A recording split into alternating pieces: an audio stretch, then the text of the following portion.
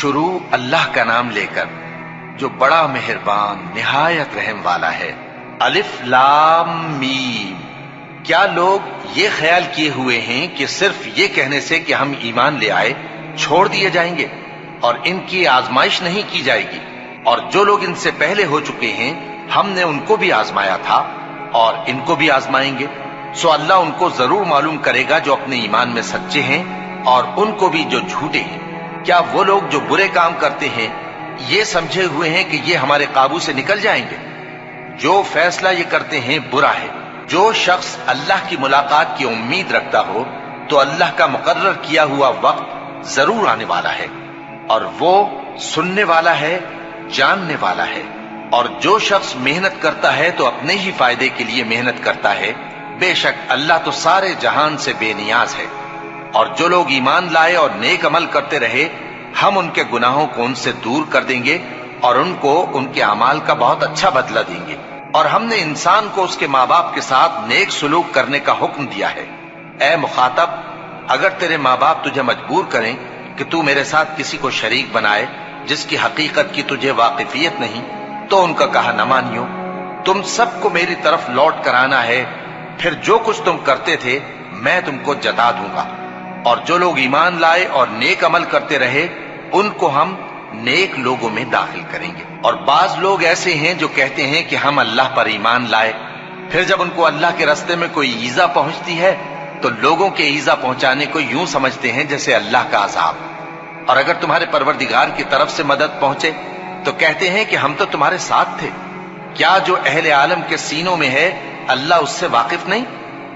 اور اللہ ان کو ضرور معلوم کرے گا جو سچے مومن ہیں، اور وہ منافقوں کو بھی معلوم کر کے رہے گا۔ اور جو کافر ہیں وہ مومنوں سے کہتے ہیں کہ ہمارے طریقے پر چلو اور ہم تمہارے گناہ اٹھا لیں گے، حالانکہ وہ ان کے گناہوں کا کچھ بھی بوجھ اٹھانے والے نہیں۔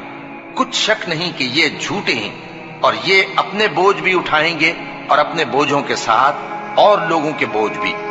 اور جو جھوٹ یہ لوگ گھڑتے رہے قیامت کے دن ان کی ان سے ضرور پرسش ہوگی۔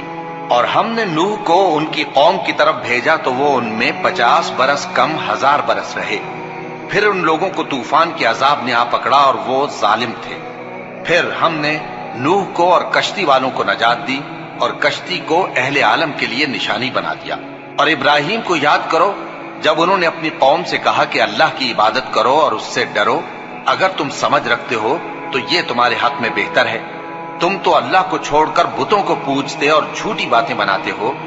جن لوگوں کو تم اللہ کے سوا پوجتے ہو وہ تم کو رزق دینے کا اختیار نہیں رکھتے، بس اللہ ہی کے ہاں سے رزق طلب کرو اور اسی کی عبادت کرو اور اسی کا شکر کرو، اسی کی طرف تم لوٹ کر جاؤ گے۔ اور اگر تم جھٹلاتے ہو تو تم سے پہلے بھی امتیں اپنے پیغمبروں کی تکذیب کر چکی ہیں، اور پیغمبر کے ذمے کھول کر سنا دینے کے سوا اور کچھ نہیں۔ کیا انہوں نے نہیں دیکھا کہ اللہ کس طرح خلقت کو پہلی بار پیدا کرتا ہے پھر کس طرح اس کو دوبارہ پیدا کرے گا؟ یہ اللہ کو آسان ہے۔ کہہ دو کہ ملک میں چلو پھرو اور دیکھو کہ اس نے کس طرح خلقت کو پہلی دفعہ پیدا کیا ہے، پھر اللہ ہی دوسری بار بھی پیدا کرے گا۔ بے شک اللہ ہر چیز پر قادر ہے۔ وہ جسے چاہے عذاب دے اور جس پر چاہے رحم کرے، اور اسی کی طرف تم لوٹائے جاؤ گے۔ اور تم اس کو نہ زمین میں عاجز کر سکتے ہو نہ آسمان میں، اور نہ اللہ کے سوا تمہارا کوئی دوست ہے اور نہ مددگار۔ اور جن لوگوں نے اللہ کی آیتوں سے اور اس کے سامنے حاضر ہونے سے انکار کیا وہ میری رحمت سے نا امید ہو گئے ہیں اور ان کو درد دینے والا عذاب ہوگا۔ تو ان کی قوم کے لوگ جواب میں بولے تو یہ بولے کہ اسے مار ڈالو یا جلا دو، مگر اللہ نے ان کو آگ میں جلنے سے بچا لیا۔ جو لوگ ایمان رکھتے ہیں ان کے لیے اس میں نشانیاں ہیں۔ اور ابراہیم نے کہا کہ تم جو اللہ کو چھوڑ کر بتوں کو لے بیٹھے ہو تو دنیا کی زندگی میں باہم دوستی کے لیے، مگر پھر قیامت کے دن ایک دوسرے کی دوستی سے انکار کر دو گے اور ایک دوسرے پر لعنت بھیجو گے، اور تمہارا ٹھکانہ دوزخ ہوگا اور کوئی تمہارا مددگار نہ ہوگا۔ بس ان پر ایک لوط ایمان لائے اور ابراہیم کہنے لگے کہ میں اپنے پروردگار کی طرف ہجرت کرنے والا ہوں، بے شک وہ غالب ہے، حکمت والا ہے۔ اور ہم نے ان کو اسحاق اور یعقوب بخشے اور انہی کی اولاد میں پیغمبری اور کتاب رکھ دی، اور ان کو دنیا میں بھی ان کا صلہ عنایت کیا اور وہ آخرت میں بھی نیک لوگوں میں ہوں گے۔ اور لوط کو یاد کرو جب انہوں نے اپنی قوم سے کہا کہ تم عجب بے حیائی کے مرتکب ہوتے ہو، تم سے پہلے اہل عالم میں سے کسی نے ایسا کام نہیں کیا۔ کیا تم مردوں کی طرف مائل ہوتے اور رہزنی کرتے ہو اور اپنی مجلسوں میں ناپسندیدہ کام کرتے ہو؟ تو ان کی قوم کے لوگ جواب میں بولے تو یہ بولے کہ اگر تم سچے ہو تو ہم پر عذاب لے آؤ۔ لوط نے کہا کہ اے میرے پروردگار، ان مفسد لوگوں کے مقابلے میں مجھے نصرت عنایت فرما۔ اور جب ہمارے فرشتے ابراہیم کے پاس خوشی کی خبر لے کر آئے تو کہنے لگے کہ ہم اس بستی کے لوگوں کو ہلاک کر دینے والے ہیں کہ یہاں کے رہنے والے نافرمان ہیں۔ ابراہیم نے کہا کہ اس میں تو لوط بھی ہیں۔ وہ کہنے لگے کہ جو لوگ یہاں رہتے ہیں ہمیں سب معلوم ہے، ہم ان کو اور ان کے گھر والوں کو بچا لیں گے بجز ان کی بیوی کے کہ وہ پیچھے رہنے والوں میں ہوگی۔ اور جب ہمارے فرشتے لوط کے پاس آئے تو وہ ان کی وجہ سے ناخوش اور تنگ دل ہوئے۔ فرشتوں نے کہا کچھ خوف نہ کیجیے اور نہ رنج کیجیے، ہم آپ کو اور آپ کے گھر والوں کو بچا لیں گے مگر آپ کی بیوی کے پیچھے رہنے والوں میں ہوگی۔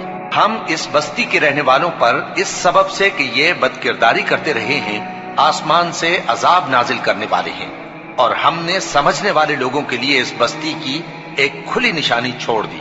اور مدین کی طرف ان کے بھائی شعیب کو بھیجا تو انہوں نے کہا اے قوم، اللہ کی عبادت کرو اور روز آخر کے آنے کی امید رکھو اور ملک میں فساد نہ مچاؤ، مگر انہوں نے ان کو جھوٹا سمجھا، سو ان کو زلزلے کے عذاب نے آ پکڑا اور وہ اپنے گھروں میں اوندھے پڑے رہ گئے۔ اور عاد اور سمود کو بھی ہم نے ہلاک کر دیا، چنانچہ ان کے ویران گھر تمہاری آنکھوں کے سامنے ہیں، اور شیطان نے ان کے اعمال ان کو آراستہ کر دکھائے اور ان کو سیدھے رستے سے روک دیا، حالانکہ وہ دیکھنے والے لوگ تھے۔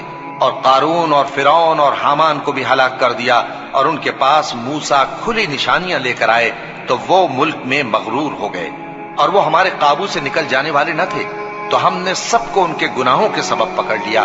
سو ان میں کچھ تو ایسے تھے جن پر ہم نے پتھروں کا مے برسایا، اور کچھ ایسے تھے جن کو چنگھاڑ نے آ پکڑا، اور کچھ ایسے تھے جن کو ہم نے زمین میں دھسا دیا، اور کچھ ایسے تھے جن کو غرق کر دیا۔ اور اللہ ایسا نہ تھا کہ ان پر ظلم کرتا، لیکن وہی اپنے آپ پر ظلم کرتے تھے۔ جن لوگوں نے اللہ کے سوا اوروں کو کارساز بنا رکھا ہے، ان کی مثال مکڑی کی سی ہے کہ وہ بھی ایک طرح کا گھر بناتی ہے، اور کچھ شک نہیں کہ تمام گھروں سے کمزور مکڑی کا گھر ہے۔ کاش یہ اس بات کو جانتے۔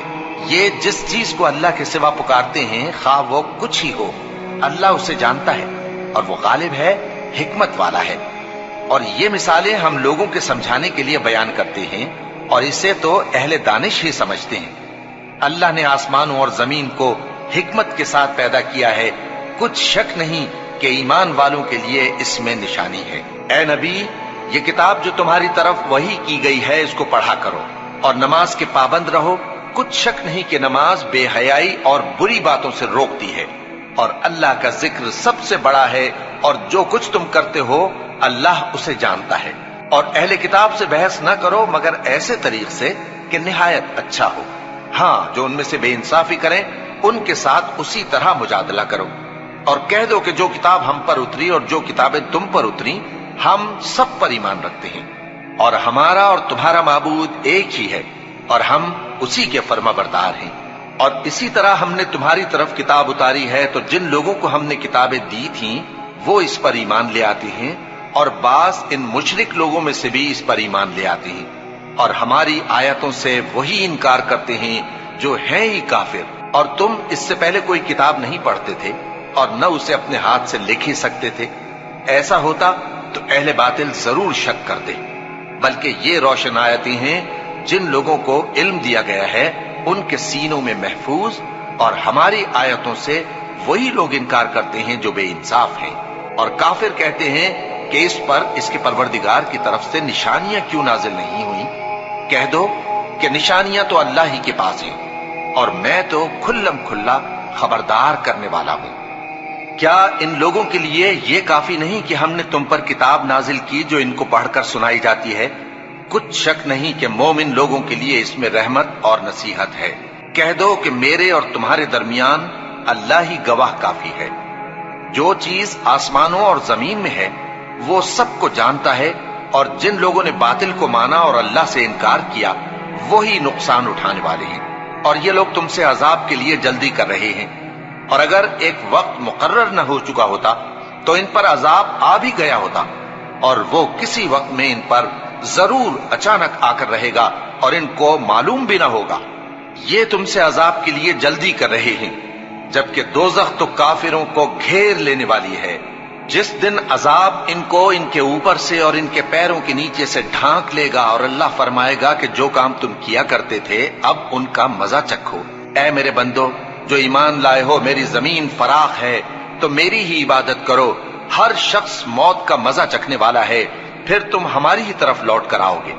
اور جو لوگ ایمان لائے اور نیک عمل کرتے رہے، ان کو ہم بہشت کے اونچے اونچے محلوں میں جگہ دیں گے، جن کے نیچے نہریں بہہ رہی ہیں، ہمیشہ ان میں رہیں گے۔ نیک عمل کرنے والوں کا یہ خوب بدلہ ہے، جو صبر کرتے اور اپنے پروردگار پر بھروسہ رکھتے ہیں۔ اور بہت سے جانور ہیں جو اپنا رزق اٹھائے نہیں پھرتے، اللہ ہی ان کو رزق دیتا ہے اور تم کو بھی، اور وہ سننے والا ہے، جاننے والا ہے۔ اور اگر ان سے پوچھو کہ آسمانوں اور زمین کو کس نے پیدا کیا اور سورج اور چاند کو کس نے تمہارے زیر فرمان کیا، تو کہہ دیں گے اللہ نے۔ تو پھر یہ کہاں الٹے جا رہے ہیں؟ اللہ ہی اپنے بندوں میں سے جس کے لیے چاہتا ہے روزی فراخ کر دیتا ہے، اور جس کے لیے چاہتا ہے تنگ کر دیتا ہے۔ بے شک اللہ ہر چیز سے واقف ہے۔ اور اگر تم ان سے پوچھو کہ آسمان سے پانی کس نے برسایا، پھر اس سے زمین کو اس کے مرنے کے بعد کس نے زندہ کیا، تو کہہ دیں گے کہ اللہ نے۔ کہہ دو کہ اللہ کا شکر ہے، لیکن ان میں اکثر نہیں سمجھتے۔ اور یہ دنیا کی زندگی تو صرف کھیل اور تماشا ہے، اور ہمیشہ کی زندگی کا مقام تو آخرت کا گھر ہے۔ کاش یہ لوگ سمجھتے۔ پھر جب یہ کشتی میں سوار ہوتے ہیں تو اللہ کو پکارتے، خالص کرتے ہوئے اسی کے لیے اطاعت کو، لیکن جب وہ ان کو نجات دے کر خشکی پر پہنچا دیتا ہے تو جھٹ شرک کرنے لگ جاتے ہیں، تاکہ جو ہم نے ان کو بخشا ہے اس کی ناشکری کریں اور فائدہ اٹھائیں۔ سو خیر ان قریب ان کو معلوم ہو جائے گا۔ کیا انہوں نے نہیں دیکھا کہ ہم نے حرم کو مقام امن بنایا ہے اور لوگ ان کے گرد و نواح سے اچک لیے جاتے ہیں؟ کیا یہ لوگ باطل پر اعتقاد رکھتے ہیں اور اللہ کی نعمتوں کی ناشکری کرتے ہیں؟ اور اس سے بڑا ظالم کون جو اللہ پر جھوٹ بہتان باندھے، یا جب حق بات اس کے پاس آئے تو اس کی تکذیب کرے؟ کیا کافروں کا ٹھکانہ جہنم میں نہیں ہے؟ اور جن لوگوں نے ہمارے راستے میں محنت کی، ہم ان کو ضرور اپنے رستوں پر چلا دیں گے